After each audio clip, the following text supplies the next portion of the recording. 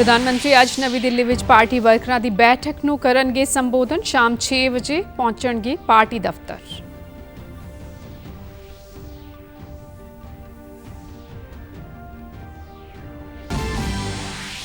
ਹਰਿਆਣਾ ਦੇ ਮੁੱਖ ਮੰਤਰੀ ਵੱਲੋਂ ਫਾਇਰ ਫਾਈਟਰਾਂ ਨੂੰ ਸਰਕਾਰੀ ਨੌਕਰੀਆਂ ਵਿੱਚ 10% ਰਾਖਵਾਂਕਰਨ ਦੇਣ ਦਾ ਕੀਤਾ ਗਿਆ ਐਲਾਨ।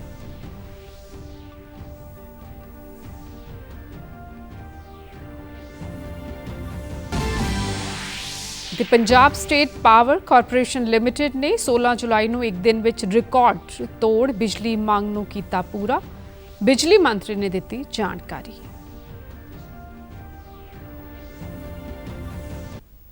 नमस्कार, खबरां दे इस बुलेटिन में तुहाडा स्वागत है। मैं हां रजिंदर कौर। हुण खबरां विस्तार नाल। प्रधानमंत्री नरेंद्र मोदी ਅੱਜ ਨਵੀਂ ਦਿੱਲੀ ਵਿੱਚ ਪਾਰਟੀ ਵਰਕਰਾਂ ਦੀ ਇੱਕ ਬੈਠਕ ਨੂੰ ਸੰਬੋਧਨ ਕਰਨਗੇ।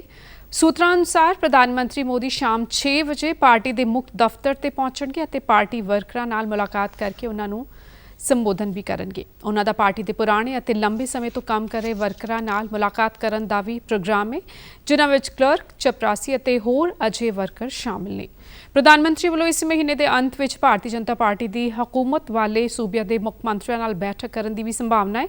इस बैठक में रक्षा मंत्री राजनाथ सिंह, बीजेपी के कौमी प्रधान JP नड्डा और गृह मंत्री अमित शाह भी मौजूद रहेंगे। सूत्रों मुताबिक मुख्य मंत्रियों की मीटिंग में पिछले महीने संपन्न हुई लोक सभा चोणों के नतीजों को ध्यान में रखदਿਆਂ सरकार ते संगठन विचाले तालमेल वधाउण के मुद्दे ते विचार वटांदरा किया जाएगा। विज्ञान ते टैक्नोलॉजी मंत्री डॉक्टर जतिंदर सिंह ने सुखाली ਅਤੇ किफायती सेहत संभाल ਲਈ ਨਵੀਆਂ तकनीकों के इस्तेमाल ਤੇ जोर दिता है। उन्होंने कहा कि टैक्नोलॉजी नाल सेहत संभाल खेतर में क्रांति आ रही है। नवी दिल्ली में एक प्रोग्राम दौरान उन्होंने कहा कि आर्टिफिशियल इंटैलीजेंस और मशीन लर्निंग टूल के इक्को वेले इस्तेमाल नाल कामकाज की समर्था में वाधा और सेहत सेवावां में सुधार हो सकता है। उन्होंने कहा कि भारत हुण विश्व के 6 चोटी के बायो निर्मातावां विचों एक बन गया और इस दे नाल ही किफायती सेहत संभाल का केंद्र बन गया। उन्होंने कहा कि सेहत संभाल सेवावां की सारिਆਂ तक एक बराबर पहुँच ਨੂੰ यकीनी बनाउਣ ਵਿੱਚ टैक्नोलॉजी की महत्वपूर्ण भूमिका है। हरियाणा के मुख्य मंत्री नायब सिंह सैनी ने कल चंडीगढ़ में एक प्रेस कॉन्फ्रेंस की। इस दौरान उन्होंने कहा कि हरियाणा सरकार ने सरकारी नौकरियों में फाइटरां ਨੂੰ 10% राखवांकरण देने का ऐलान किया है। मुख्यमंत्री ने कहा कि सरकार ने कांस्टेबल, माइनिंग गार्ड, वन गार्ड, जेल वार्डन ਅਤੇ SPO ਦੀਆਂ ਅਸਾਮੀਆਂ ਤੇ ਫਾਇਰ ਫਾਈਟਰਾਂ ਲਈ 10% ਰਾਖਵਾਂਕਰਨ ਦਾ ਪ੍ਰਬੰਧ ਕੀਤਾ ਹੈ। ਉਨ੍ਹਾਂ ਅੱਗੇ ਦੱਸਿਆ ਕਿ ਰਾਜ ਵਿੱਚ ਗਰੁੱਪ C ਅਤੇ ਗਰੁੱਪ D ਦੀ ਸਿੱਧੀ ਭਰਤੀ ਵਿੱਚ ਅਗਨੀਵੀਰ ਨੂੰ ਵੱਧ ਤੋਂ ਵੱਧ ਉਮਰ ਸੀਮਾ ਵਿੱਚ 3 ਸਾਲ ਦੀ ਛੋਟ ਦਿੱਤੀ ਜਾਏਗੀ। ਪਹਿਲੇ ਬੈਚ ਲਈ ਵੱਧ ਤੋਂ ਵੱਧ ਉਮਰ ਸੀਮਾ 5 ਸਾਲ ਹੋਏਗੀ। ਗਰੁੱਪ C ਵਿੱਚ 5% ਰਾਖਵਾਂਕਰਨ, ਸਿਵਲ ਸਿੱਧੀ ਭਰਤੀ ਅਤੇ ਗਰੁੱਪ B ਵਿੱਚ 1% ਰਾਖਵਾਂਕਰਨ ਹੋਵੇਗਾ। ਇਸ ਤੋਂ ਇਲਾਵਾ ਉਦਮ ਲਈ 5 ਲੱਖ रुपए तक के कर्जे ते ਵਿਆਜ सहायता उपलब्ध होएगी। बोर्ड कॉरपोरेशनों में तैनाती की मांग करने वाले फायर फाइटरों को भी मैट्रिक स्कोर में तरजीह दी जाएगी। अग्निवीरों को ग्रुप B और C में सरकारी पदों के लिए निर्धारित अधिकतम आयु 3 वर्ष की छूट प्रदान की जाएगी, परंतु अग्निवीरों के पहले बैच के मामले में आयु में यह छूट 5 वर्ष की होगी। सरकार ग्रुप C में सिविल पदों पर सीधी भर्ती में अग्निवीरों के लिए 5% हॉरिजेंटल आरक्षण और ग्रुप B में 1% हॉरिजेंटल आरक्षण प्रदान करेंगे। मुख्यमंत्री ने कहा कि सूबा सरकार हिट एंड रन केसां विच पीड़तां नूं मुआवजा ਅਤੇ ਡਾਕਟਰੀ ਖਰਚੇ ਦੇਣ ਲਈ ਵੀ ਪ੍ਰਬੰਧ ਕਰ ਰਹੀ ਹੈ। ਇਸ ਤੋਂ ਇਲਾਵਾ हरियाणा रोड सेफ्टी फंड तो मुआवजा दिता जाएगा। कोई दुर्घटना हो जाती है, एक्सीडेंट हो जाता है, तो उसको नियरेस्ट, चाहे वो प्राइवेट हॉस्पिटल है चाहे वो सरकारी हॉस्पिटल है, उसको तुरंत वहां पहुंचाएंगे और उसका सारा खर्चा वो सरकार वहन करेगी। ये सारा का सारा खर्चा ये जो वहन होगा ये हरियाणा रोड सेफ्टी फंड से किया जाएगा। दुर्घटनाओं के पीड़ितों को कैशलेस उपचार की सुविधा प्रदान की जाएगी। मुख्यमंत्री नायब सिंह ने किसानां ते छोटे व्यापारियों को राहत देंदियां मिट्टी चुकण लई परमिट देण लई एक नवा पोर्टल भी लॉन्च किया। हुण लोग बिना किसी फीस दे पोर्टल ਤੇ ਜਾਣਕਾਰੀ ਦੇ ਕੇ ਭਾਰਤ ਲਈ ਮਿੱਟੀ ਉਠਾ ਸਕਦੇ ਨੇ ਤੇ ਉਹਨਾਂ ਤੋਂ ਕੋਈ ਫੀਸ ਨਹੀਂ ਲਈ ਜਾਏਗੀ। ਅਗਲੇ 3 ਮਹੀਨਿਆਂ ਲਈ ਪਰਮਿਟ ਆਫਲਾਈਨ ਅਤੇ ਆਨਲਾਈਨ ਦੋਵਾਂ ਢੰਗਾਂ ਰਾਹੀਂ ਲਏ ਜਾ ਸਕਦੇ ਨੇ। ਮੁੱਖ ਮੰਤਰੀ ਨੇ ਅੱਗੇ ਕਿਹਾ ਕਿ ਇਸ ਲਈ ਗ੍ਰਾਮ ਪੰਚਾਇਤ ਜਾਂ ਮਾਲਿਕ ਤੋਂ NOC ਲੈਣੀ ਪਏਗੀ। ਵਿਕਾਸ ਕਾਰਜਾਂ ਲਈ 50% ਮਿੱਟੀ ਦੀ ਰਾਇਲਟੀ ਗ੍ਰਾਮ ਪੰਚਾਇਤਾਂ ਨੂੰ ਦਿੱਤੀ ਜਾਵੇਗੀ।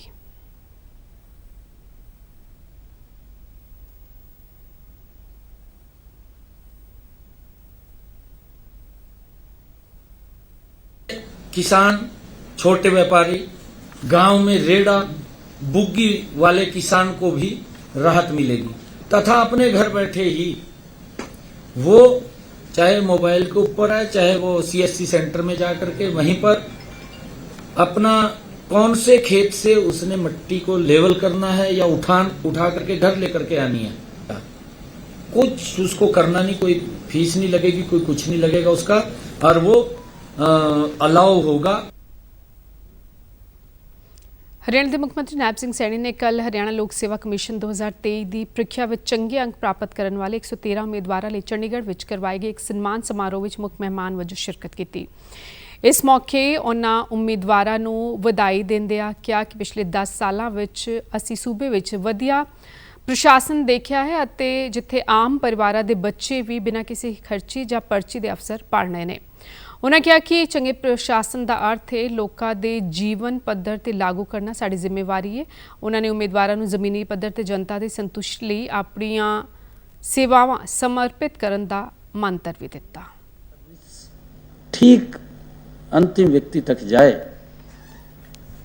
हमारी चिंता हो कि हम जहाँ पर भी सेवा दें उस सेवा से लोग संतुष्ट हों। ये पूरा का पूरा ट्रांसपेरेंसी सिस्टम यहाँ नहीं, पूरे देश के अंदर हमें देखने को मिल रहा है। इन्हीं 10 वर्षों के अंदर मिला है।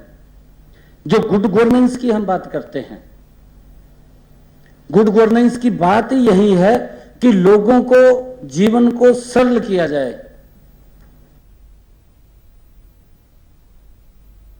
हरियाणा के मुख्यमंत्री नायब सिंह सैनी ने कल पंचकुला के पिंजौर में बनाई जा रही एशिया की सब तो वड्डी सेब, फल और सब्जी मंडी के पहले पड़ाव का उद्घाटन किया। इस मौके विधानसभा स्पीकर ज्ञानचंद गुप्ता, खेतीबाड़ी मंत्री कंवरपाल गुर्जर समेत कई पतवंते हाजिर रहे। इस मौके अपने संबोधन में मुख्यमंत्री ने कहा कि इस मंडी के बढ़न नाल फल और सब्जियां के किसानों को बहुत फायदा होएगा। ये मंडी 220 करोड़ रुपए की लागत नाल 78 एकड़ विच बनाई जाएगी। दूजे पड़ाव का निर्माण कार्य भी 31 दिसंबर 2024 तक पूरा कर लिया जाएगा।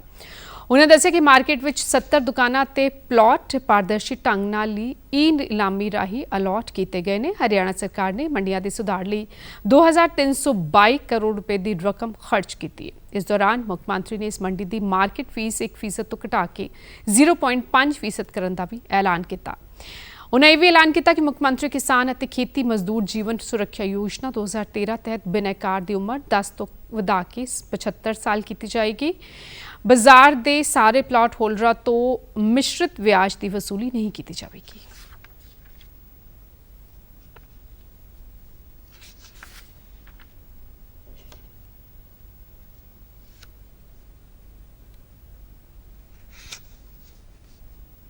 हमारी सरकार ने बीज से बाजार तक किसान की सहायता हमारी सरकार कर रही है। उसका परिणाम है कि आज हमारा किसान खाद्य उत्पादन बढ़ा करके वर्ष 2022-23 में 1,184,32,000 मीट्रिक टन का उत्पादन हमारा किसान कर रहा है।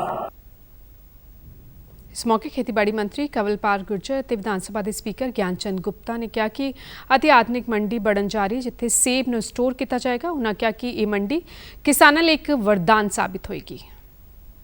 तो निश्चित तौर से जब ये मंडी सफल होगी तो दूर दूर से व्यापारी आएंगे। तो हमारी बहुत सी चीजें ऐसी है जिसका महत्व जो है वो दुनिया के सामने जाएगा और हमें हमारे किसान को उसका लाभ मिलेगा। लगभग 78 एकड़ जमीन के ऊपर 150 करोड़ रुपए की लागत से बनी ये मंडी अपने आप में एक ऐतिहासिक है। इसके अंदर हमारे यहाँ पर कोल्ड स्टोरेज की चेन भी होगी, जहां पर एप्पल स्टोर किए जा सकते हैं। ਪੰਜਾਬ ਸਰਕਾਰ ਵੱਲੋਂ ਸਰਕਾਰੀ ਵਿਭਾਗਾਂ ਦੇ ਸਾਰੇ ਸੂਚਨਾ ਟੈਕਨੋਲੋਜੀ ਤੇ ਈ-ਗਵਰਨੈਂਸ ਪ੍ਰੋਜੈਕਟਾਂ ਦੇ ਪ੍ਰਬੰਧ ਲਈ ਆਪਣਾ ਸੌਫਟਵੇਅਰ ਡਿਵੈਲਪਮੈਂਟ ਸੈੱਲ ਸਥਾਪਿਤ ਕਰਨ ਦਾ ਫੈਸਲਾ ਕੀਤਾ ਗਿਆ।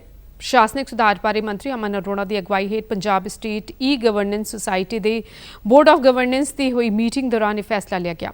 ਅਰੋੜਾ ਨੇ ਕਿਹਾ ਕਿ ਇਹ ਸੈੱਲ ਸੁਸਾਇਟੀ ਅਧੀਨ ਸਥਾਪਿਤ ਕੀਤਾ ਜਾਏਗਾ ਜੋ ਸਰਕਾਰੀ ਵਿਭਾਗਾਂ ਲਈ ਵੱਖ-ਵੱਖ ਸੌਫਟਵੇਅਰ ਐਪਲੀਕੇਸ਼ਨਾਂ ਤਿਆਰ ਕਰਕੇ ਇਹਨਾਂ ਨੂੰ ਕਾਰਜਸ਼ੀਲ ਕਰੇਗਾ।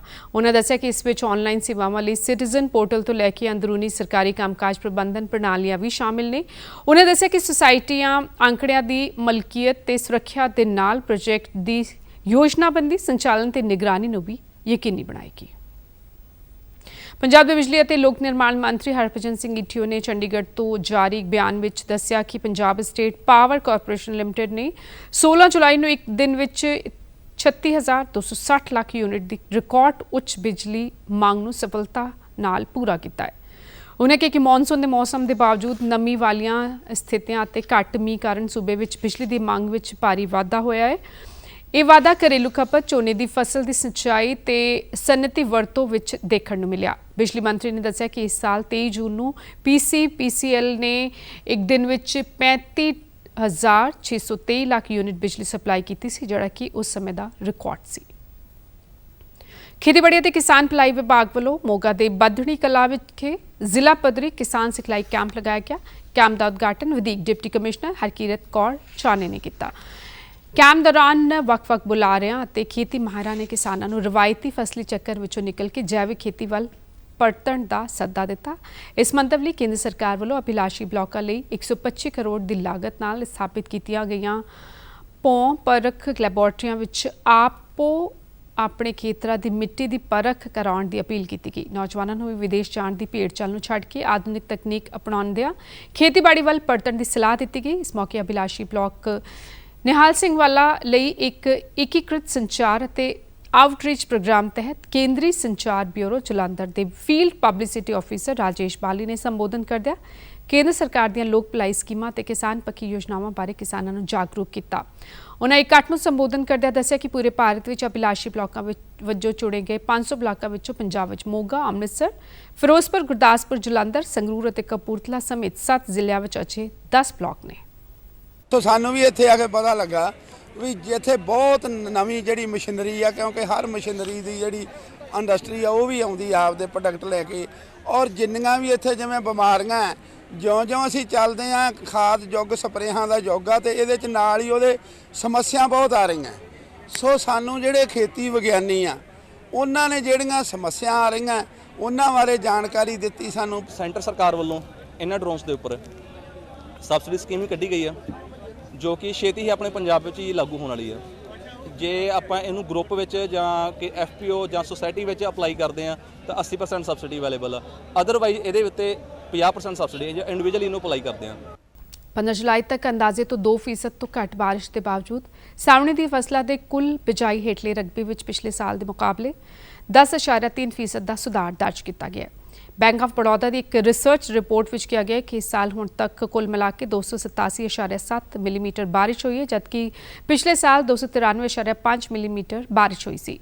रिपोर्ट में कहा गया कि इस साल के मॉनसून सीजन दौरान झोने के बिजाई हेठ रकबे में 20.7%, दालों के खेतर 26% और तेल बीजा की बिजाई 22% का वाधा होया है। दालों के खेतर में अरहर के खेतर में भारी वाधा देखा गया है। माह की दाल में भी 9% वाधा दर्ज किया गया, जबकि मूंगी वर्गियां होर दालां गिरावट दर्ज की गई है। तेल बीजां विचों सोयाबीन 31% का महत्वपूर्ण वाधा देखा गया, जबकि मूंगफली की पैदावार 0.2% की मामूली गिरावट दर्ज की गई। हालांकि मोटे अनाज और जूट के बिजाई खेतर में भी गिरावट आई है। तुसीं साडे समाचार DD news Chandigarh, Facebook DD news Chandigarh और X DD न्यूज़ CHD ते भी वेख सकते हो। इस दे नाल ही खबरों का बुलेटिन खत्म होता है। इजाजत दिओ, धन्यवाद।